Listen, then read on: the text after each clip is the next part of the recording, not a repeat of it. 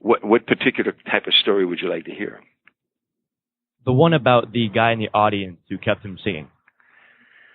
That's a story that I tell in the one-man show. The Mark Auditorium in the Quad Cities. It's at Bentoncourt, Iowa, Davenport, Iowa, Moline, Illinois, and I think Quincy, Illinois. Anyhow, but it's called the Mark Auditorium.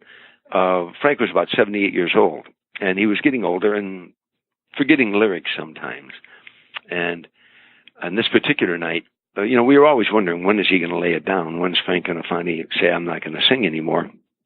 And this one particular night, we arrived there, and it was a great crowd. The audience was packed, and a great crowd. And I finished my show, and Frank went out, and he was singing, and he was running. He did 3 songs in a row, and knocking them dead. And he got to the 4th song, and for some reason, he forgot the lyrics. He blanked on the lyrics. He couldn't think of the lyrics, and the orchestra was in the pit, and they kept playing.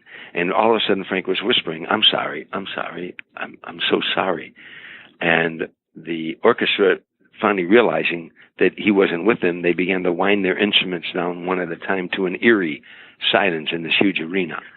And now you could hear Frank whispering in the microphone, I'm sorry, I'm just so sorry. And I thought, this is it, that we're going to go home now, that he finally is going to lay it down. I worked my way stage left, and I was waiting for him to come off. I was going to say, let's go home, Mr. S. It's been a great career, but it's time to go home.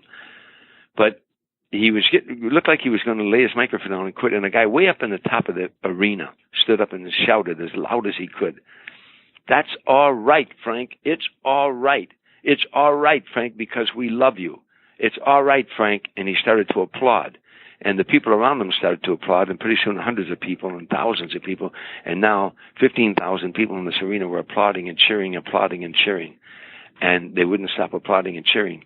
And he looked like he was going to walk off the stage, but he finally went back to center stage, and he quieted him down, and he went into the next number, which was Mac the Knife. And he absolutely drilled that song. He didn't miss a lyric or nuance.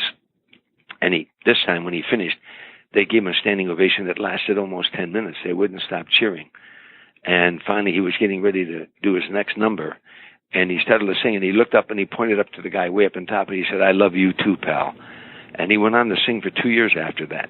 That guy doesn't know it, but he brought Frank from the ashes that night. I mean, it would have been over. But that one fan brought him back.